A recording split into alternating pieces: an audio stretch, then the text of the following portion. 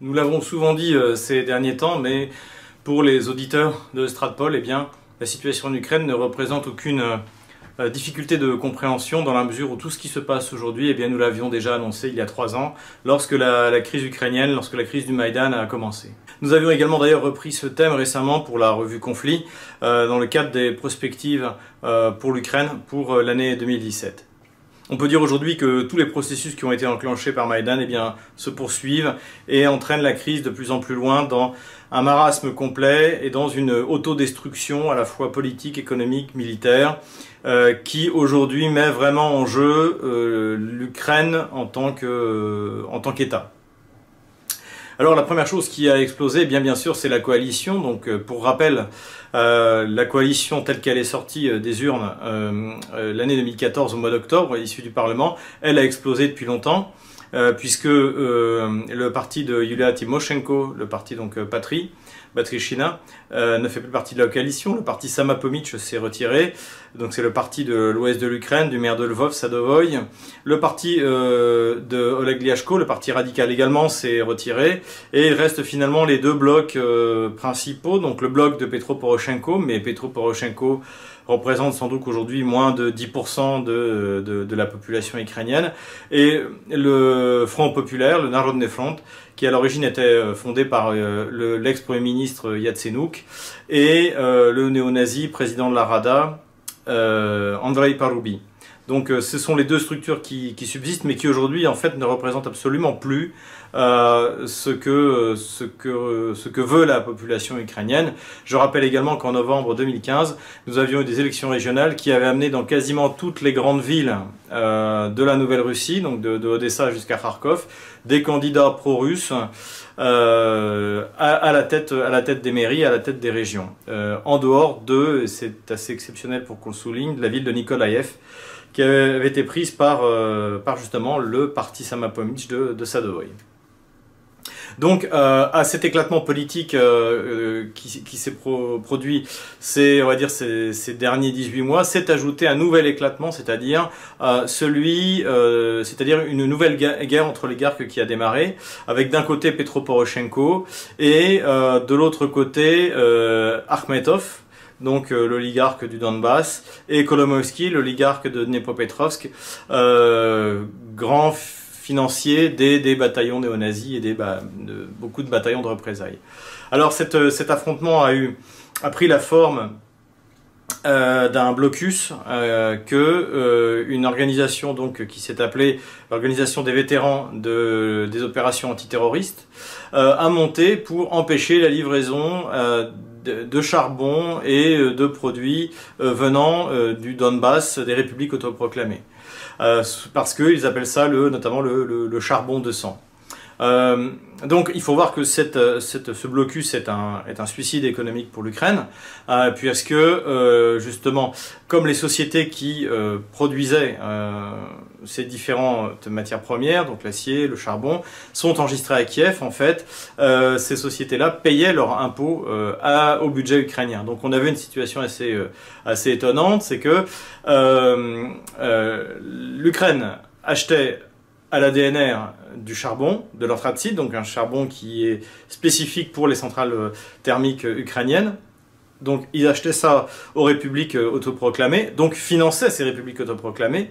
Et donc une fois que ce charbon était vendu et transporté en Ukraine, kievienne, eh bien c'est les sociétés donc chargées qui possédaient donc ces mines et ces usines payaient leurs impôts à Kiev et donc contribuaient ainsi, ce qui fait qu'en gros la DNR et l'ANR contribuaient ainsi au budget de l'armée qui les bombardait. Donc cette situation paradoxale avait été d'ailleurs longtemps critiquée. En mai dernier, lorsque nous étions à Donetsk, nous avions entendu beaucoup de critiques sur ce système. Les habitants du Donbass ne comprenaient pas pourquoi ils doivent en fait contribuer à financer l'armée kievienne qui les bombardait. Et bien finalement cette situation vient de prendre fin parce que justement il y a eu un blocus qui était organisé par ces vétérans des bandes, donc des bandes des unités de représailles qui ont fait la guerre dans le Donbass. Alors, qu'est-ce que cela vient faire dans la guerre oligarchique? Eh bien, en fait, d'ici quelques semaines, des centrales thermiques ukrainiennes risquent de s'arrêter, faute de charbon. Puisqu'il s'agit d'un charbon spécifique, que l'alternative pour les Kieviens est d'en acheter aux États-Unis ou en Afrique du Sud, mais aujourd'hui il n'y en a pas de disponible, et donc finalement la seule solution ce serait d'en acheter en Russie plus cher, puisque les prix qui étaient faits par la DNR et l'ANR étaient extrêmement bas, ce qui permettait toujours d'avoir, comme d'ailleurs depuis 27 ans, une énergie bon marché grâce au travail des républiques du Donbass, des régions du Donbass. Et donc en fait finalement la solution reviendra à Kiev d'acheter de l'anthracite à la Russie. Il est d'ailleurs fort probable que cet anthracite que livre la Russie finalement vienne du Donbass en passant par la Russie. Donc c'est pour ça que la phase suivante du blocus doit être de bloquer maintenant les liens directement entre la Russie et l'Ukraine. Et donc c'est ce qu'ont proclamé ces chefs des bataillons de représailles. Alors pour Kiev c'est une catastrophe bien sûr, parce que ça peut entraîner un blackout électrique dans toute l'Ukraine. Parce que c'est, comme l'a dit lui-même le Premier ministre Groysman, c'est 3,5 milliards de pertes pour le budget ukrainien, donc c'est 14% en plus de ce budget. Toutes les conséquences sont incalculables, hein. On rappelle déjà que le PIB de l'Ukraine a été divisé par 2, il doit désormais se trouver autour de 80-85 milliards de dollars, donc c'est insignifiant. Donc c'est une grave crise, mais pour l'instant, malgré le fait que Groysman, Avakov, le ministre de l'Intérieur, et Poroshenko dénoncent cette crise, ils n'ont toujours pas utilisé la force pour en fait se débarrasser de ces bataillons qui poussent l'Ukraine au bord de la crise. Les raisons sont différentes. Il y a différentes raisons pour cela. La première raison, c'est que cela fait partie finalement d'un plan qui est espéré par toutes les élites kieviennes, dont nous avons déjà parlé, c'est-à-dire ce qu'on appelle la solution croate, donc qui consisterait à provoquer une épuration ethnique sur grande échelle des républiques populaires de Donetsk et de Lugansk. Donc c'est des choses qui ont été ouvertement demandées par des chefs de bataillon néo-nazis comme Bereza, mais également par le ministère de l'Intérieur, donc par un adjoint d'Avakov, par Lutsenko, qui est aujourd'hui le procureur général de l'Ukraine, par également un conseiller spécial du SBU. Donc tout ça sont des choses qui sont vraiment dans les mentalités, c'est ce qu'ils appellent la fameuse solution croate. Donc finalement, essayer d'étouffer économiquement le Donbass paraît une solution qui correspond à cette idéologie, cette idée qui est présente dans les élites kieviennes. Il y a quand même peu de chances que ça réussisse. Pourquoi? Parce que le Donbass est adossé à la Russie, qui l'aide et qui en plus va devenir un débouché pour justement toutes ces sociétés, puisque suite à cette opération, les autorités des républiques autoproclamées notamment de la DNR, ont annoncé une quarantaine de nationalisations, pour l'instant temporaires, des entreprises qui travaillent sur leur territoire. Ce qui représente donc une perte énorme, non seulement cette fois pour Kiev, mais également pour l'oligarque qui tenait l'essentiel de ses actifs, c'est-à-dire Akhmetov, donc, qui est un des oligarques qui jusque-là tentait de jouer le jeu de Kiev et à qui on doit notamment le fait que Mariupol soit resté entre les mains de Kiev et ne soit pas passé du côté de la DNR. Donc pour tous ces gens-là, c'est une catastrophe. Celui qui prend sa revanche, en revanche, qui peut bénéficier de cette crise politique, donc puisque cette crise énergétique va dégénérer en crise économique et donc peut dégénérer en crise politique, c'est Kolomoïski qui reste toujours sur le fait que il a perdu le contrôle de certains actifs gaziers il y a maintenant 1 an et demi, lors d'un conflit qu'il a eu justement avec le président Kolomoïski. Donc finalement l'Ukraine, nous avions intitulé une partie des séries d'articles que nous avons écrits, nous avions d'abord appelé ça la République bananière d'Ukraine et ensuite République féodale d'Ukraine. L'Ukraine en fait s'enfonce dans la féodalité. L'État central, qui en fait n'a quasiment jamais existé dans l'histoire de l'Ukraine, pour ceux qui ont lu notre ouvrage, finalement n'existe plus, et ce sont différentes factions qui sont en train de se partager l'Ukraine. Pour la population, c'est une véritable catastrophe.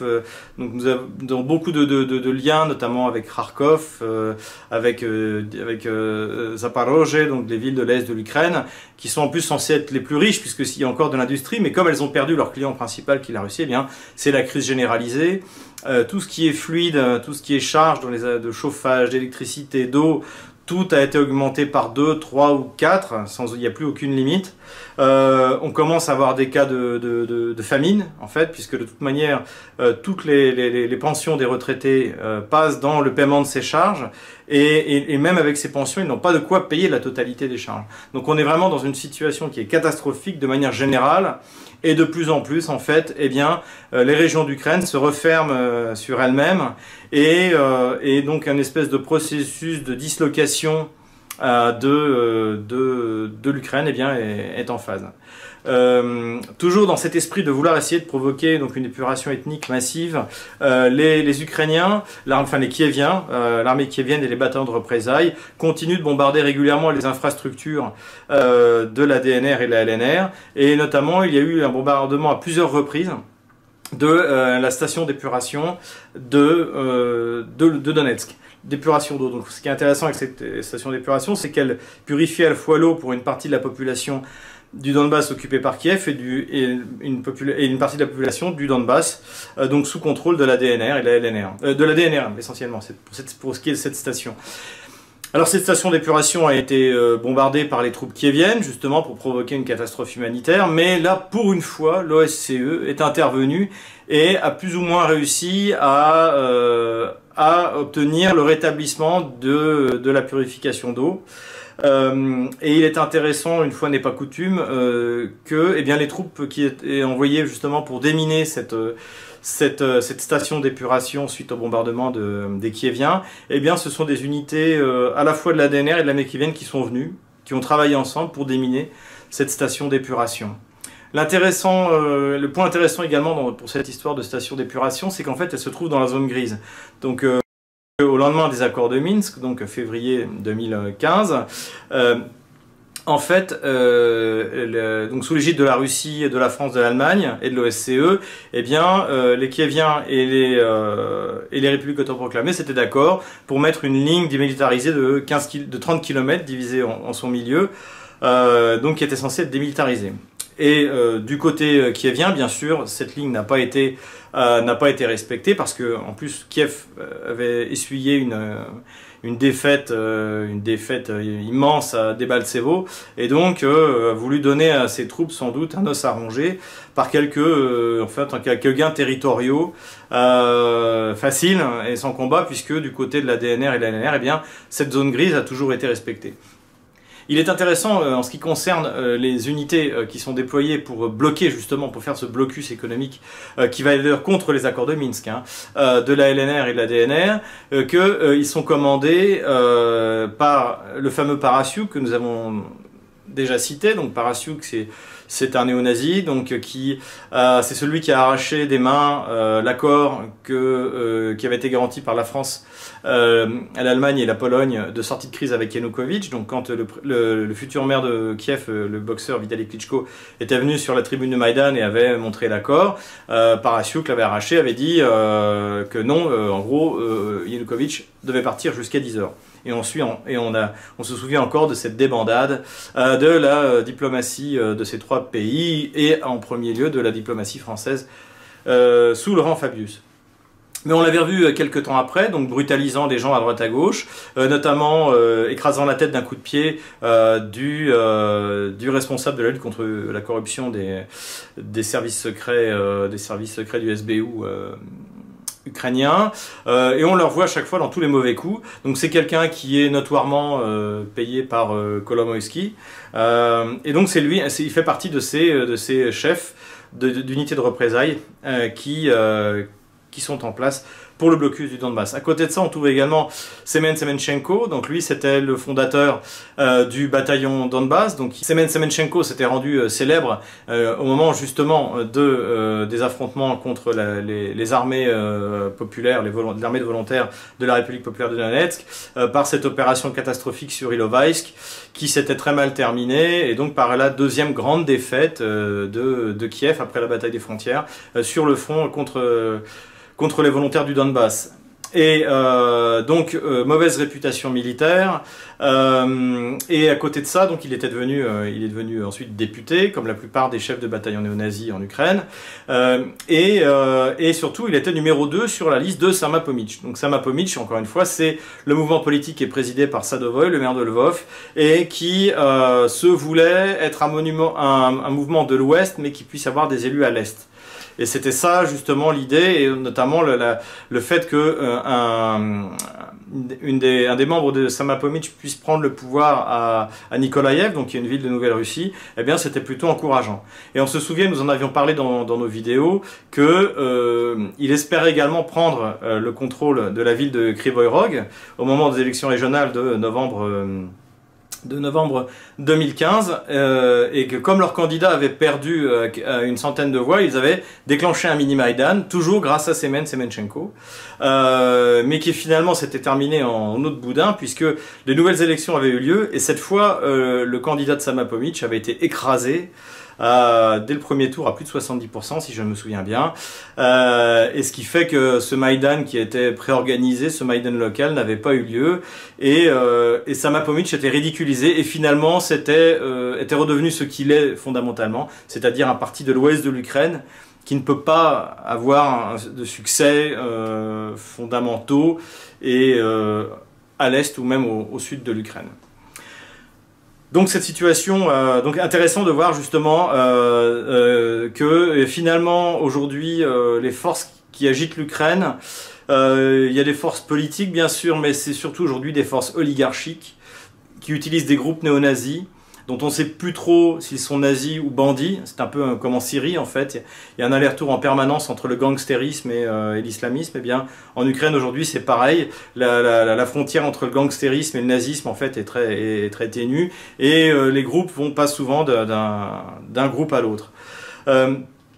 Alors le seul point qui pourrait aujourd'hui peut-être consoler l'Ukraine, c'est d'ailleurs le ministre des Affaires étrangères Pavlo Klimkin qui l'a souligné il y a quelques jours, c'est que finalement ils sont rassurés par l'administration Trump, parce que ils s'imaginaient que bien Trump puisse faire un revirement complet, supprimer les sanctions avec la Russie immédiatement. Finalement, cela n'a pas eu lieu, et au contraire, les déclarations, en tout cas officielles, du département d'État américain pour le maintien des sanctions, pour le soutien à Kiev, même si le budget qui est alloué est divisé par deux, finalement la situation est beaucoup moins catastrophique que les Ukrainiens s'étaient auto-persuadés qu'elle puisse l'être. Mais nous reverrons justement ce problème de la relation entre l'Ukraine et les États-Unis dans une autre vidéo où nous réfléchirons justement sur la relation entre les États-Unis et la Russie à l'époque Trump. Voilà. En conclusion, eh bien, l'Ukraine est-elle morte? Ce qui est clair, mais ça nous l'avions déjà dit à l'époque sur Télé Liberté, l'Ukraine telle qu'on l'a connue, en tout cas, est morte en tant qu'une nation centralisée.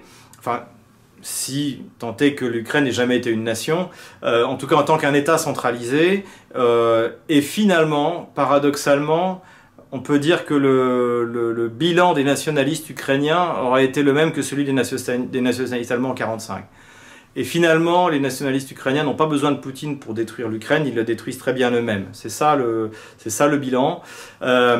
Et donc, à moins que la raison revienne chez les élites ukrainiennes, nous allons assister à la dislocation progressive de l'État ukrainien. Quand s'arrêtera-t-elle? Au moment d'une fédéralisation, d'une confédéralisation ou de quelque chose de plus grave? Eh bien ça, l'histoire nous le dira, mais le processus est désormais enclenché.